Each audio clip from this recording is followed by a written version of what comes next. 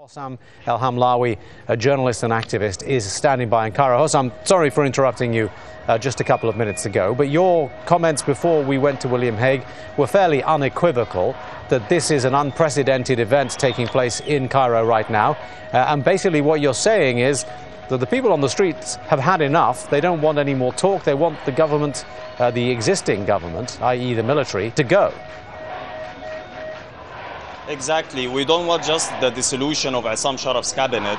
We want the Supreme Council of the Armed Forces also to go. The Supreme Council of the Armed Forces are Mubarak's own army generals whom they had been handpicked before Mubarak fell down. They still continue with his policies. They still want to maintain his own regime. They are engineering the transition in a way so as to safeguard their own privileges. That's why they have to go. They are leading the counter-revolution in effect. What do you think is the likelihood of that happening? The SCAF has made some fairly clear moves to isolate itself from any of those demands that you're making. How successful do you think you're going to be? I mean, no one thought that we could topple Mubarak to start with, and we did topple him down. And we are confident that we can also topple his own military junta, but that will not just come via a sit-in here in the square. We are trying to take the square to the workplaces, to the university campuses, because it's only a general strike that will enable us to overthrow those generals. So you're talking about a second revolution, effectively. Do you think that the country has the appetite and the determination to do that? It is still the first revolution, sir, but we're just trying to finish up the job.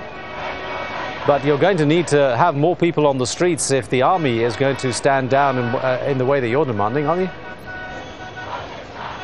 I'm not sure I heard your comment quite well, but if you want to talk about people in the streets, the mobilization has been quite impressive over the past days, and the movement is spreading beyond Cairo now to more than 11 provinces. So this is actually very reminiscent of the January days. So just explain to me a little bit more about what you mentioned a moment ago, taking this to the workplace. What is the plans and how coordinated is that idea?